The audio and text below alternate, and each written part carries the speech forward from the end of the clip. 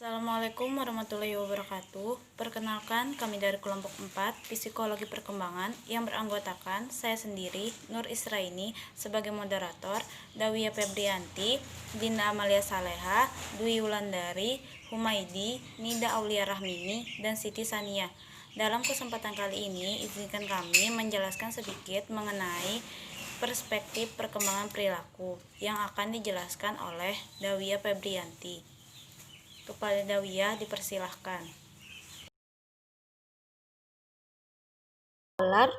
Dalam laporan hasil percobaannya mengatakan bahwa peniruan atau imitation di antara manusia tidak disebabkan oleh unsur intrinsik atau program biologis. Penelitian kedua orang tersebut mengindikasikan bahwa kita belajar atau learn meniru perilaku orang lain. Yang kedua, teori pertukaran sosial atau social exchange theory. Tokoh-tokoh yang mengembangkan teori pertukaran sosial antara lain adalah psikolog John Tibaut dan Harold Kile pada 1959, sosiolog George Humans pada 1961, Richard Emerson pada 1962, dan Peter Blow pada tahun 1964. Berdasarkan teori ini, kita masuk ke dalam hubungan pertukaran dengan orang lain karena daripadanya kita memperoleh imbalan. Dengan kata lain, hubungan pertukaran dengan orang lain akan menghasilkan suatu imbalan bagi kita. Yang ketiga yaitu teori medan atau field theory. Seorang psikolog, Kurt Lewin, pada tahun 1935 dan 1936 mengkaji perilaku sosial melalui pendekatan konsep medan atau field atau ruang kehidupan, life space. Untuk memahami konsep ini perlu dipahami bahwa secara tradisional para psikolog memfokuskan pada keyakinan bahwa karakter individual, yaitu intrinsik dan kebiasaan, bebas lepas dari pengaruh situasi di mana individu melakukan aktivitas. Namun, Lewin kurang sepaham dengan keyakinan tersebut. Menurutnya, penjelasan tentang perilaku yang tidak memperhitungkan faktor situasi tidaklah lengkap. Dia merasa bahwa semua peristiwa psikologis, apakah itu berupa tindakan, pikiran, impian, harapan, atau apapun, kesemuanya itu merupakan fungsi dari ruang kehidupan. Individu dan lingkungan dipandang sebagai sebuah konstelasi yang saling tergantung satu sama lainnya. Selanjutnya akan dijelaskan oleh Dinda Amalia Saleha. Teori peran atau role theory. Wahlberg menjelaskan dampak masyarakat atas perilaku kita dalam hubungannya dengan peran, namun jauh sebelumnya Robert Lanshan pada tahun 1936, seorang antropolog telah mengembangkan teori peran. Teori peran menggambarkan interaksi sosial dalam terminologi aktor-aktor yang bermain sesuai dengan apa-apa yang ditetapkan oleh budaya. Teori pernyataan harapan atau expectation status story. Teori ini diperkenalkan oleh Joseph Berger dan rekan-rekannya di Universitas Stanford pada tahun 1972. Jika pada teori peran lebih mengkaji pada skala makro, yaitu peran yang ditetapkan oleh masyarakat, maka teori ini berfokus pada kelompok yang lebih kecil lagi. Menurut teori ini, anggota-anggota kelompok membentuk harapan-harapan atas dirinya sendiri dan diri anggota lain, sesuai dengan tugas-tugas yang relevan dengan kemampuan mereka, dan harapan-harapan tersebut mempengaruhi gaya interaksi di antara anggota-anggota kelompok tadi. 6. Teori kognitif kontemporer. Dalam tahun 1980-an, konsep kognisi sebagian besarnya mewarnai konsep sikap. Istilah kognisi digunakan untuk mewujudkan adanya proses mental dalam diri seseorang sebelum melakukan tindakan. Teori kognisi kontemporer memandang manusia sebagai agen yang secara aktif menerima, menggunakan, memanipulasi, dan mengalihkan informasi. Kita secara aktif berpikir, membuat rencana, memecahkan masalah, dan mengambil keputusan. Materi selanjutnya akan dijelaskan oleh Humaidi. Faktor-faktor yang mempengaruhi perkembangan. 1. Faktor perkembangan internal. Apa yang dimaksud dengan perkembangan internal? Adalah segala sesuatu yang ada di dalam seseorang yang keberadaannya mempengaruhi dinamika perkembangan.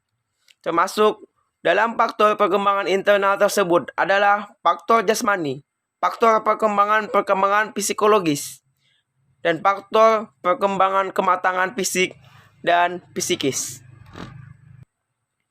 2. Faktor perkembangan eksternal.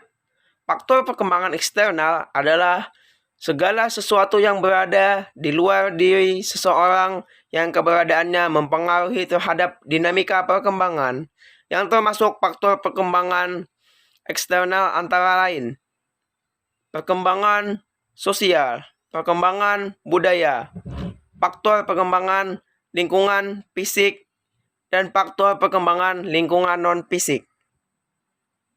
3. Faktor perkembangan bawaan. Pada waktu seseorang lahir, bawaan berbagai kemungkinan potensi yang ada pada dirinya. Secara umum, kemungkinan potensi yang ada pada seseorang yang baru lahir adalah kecerdasan, bakat-bakat khusus, jenis kelamin, jenis ras, sifat-sifat fisik, sifat-sifat kepribadian, dan dorongan-dorongan. 4. Masa kandungan dan bayi. Pada seseorang dilahirkan, seseorang telah merupakan satu satuan sebagai hasil pertumbuhan yang teratur dan kontinu sewaktu dalam kandungan ibu. 5. Pengalaman di masa kecil seseorang. Masa seseorang dimulai setelah melewati masa bayi yang penuh ketergantungan. Masa seseorang awal dimulai ketika seseorang berusia antara 2 sampai 6 tahun. 6. Lingkungan sekitar. Kehidupan manusia, khususnya seseorang, dibutuhkan banyak berinteraksi dengan seseorang lainnya. Lingkungan fisik, physical environment, banyak mempengaruhi perkembangan seseorang. Ketujuh, orang tua, budaya, dan agama. Orang tua sebagai guru alamiah akan mampu melihat dan mengerti serta menanggapi kemauan seseorang. Melalui berbagai komunikasi serta interaksi dengan orang tua akan terbentuk sikap, kebiasaan, dan kepribadian seseorang. Selain itu, ada pula faktor perkembangan lingkungan yang secara tidak langsung mempengaruhi perkembangan seseorang. 8. Kecakapan, harga diri, persepsi, dan keinginan. A. Kecakapan dan keterampilan seseorang. Seseorang yang cakap dan terampil akan lebih mudah dalam mengembang potensi-potensi yang ada dalam dirinya. B. Harga diri. Seseorang yang dapat menghargai dirinya sendiri dengan baik tidak akan mengalami kesulitan dalam menghadapi berbagai hal yang dihadapinya. C. Persepsi seseorang mengenai diri sendiri. Pandangan seseorang terhadap dirinya dapat mempengaruhi dalam perkembangan kognitifnya. Seseorang yang memandang dirinya buruk akan lebih sulit dalam mengembangkan potensi pada dirinya. Yang kesembilan, orang terdekat, cara mendidik, pergaulan, dan kelompok. Dan yang terakhir, faktor perkembangan keturunan atau warisan. Isu atau permasalahan-permasalahan yang terjadi akan dijelaskan oleh saya sendiri. Isu atau permasalahan-permasalahan yang terjadi di dalam perspektif perkembangan perilaku.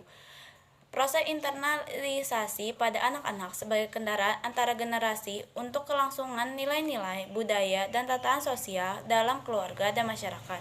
Jadi, perkembangan moral adalah perkembangan yang berkaitan dengan aturan dan konsekuensi mengenai apa yang seharusnya dilakukan oleh remaja dalam interaksinya dengan orang lain, serta perubahan-perubahan perilaku yang terjadi dalam kehidupan remaja berkenaan dengan tata cara, kebiasaan, adat istiadat, nilai yang berlaku dalam kelompok sosial. Perkembangan moral mencakup perubahan-perubahan struktural dengan mengetahui pola pikir setiap remaja dalam menjalankan setiap perbuatan-perbuatan yang dilakukan serta dapat mengetahui konsekuensi-konsekuensi yang terjadi oleh setiap remaja. Dan selanjutnya akan dijelaskan oleh Sania. Turunan moral sudah sering muncul pada masyarakat dan kehidupan anak dan remaja. Kegelinciran moral yang terjadi melahirkan keegoisan yang menjadi gaya hidup yang harus dihargai keberadaannya. Banyak orang telah melakukan penyimpangan sistem nilai yang telah berlaku. Kekhawatiran terhadap tren anak muda sekarang lebih cenderung menunjukkan gambaran perilaku moral remaja dalam perspektif budaya 37 lebih kelam dengan melakukan tindakan yang menyimpang dari standar moral.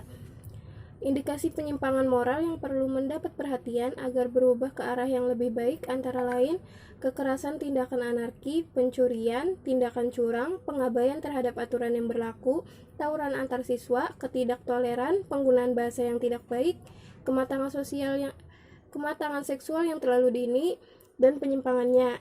Harensky et al. William 2012 menyatakan orang yang antisosial dengan sengaja melakukan pelanggaran moral terhadap orang lain melalui kekerasan tanpa rasa bersalah atau menyesal.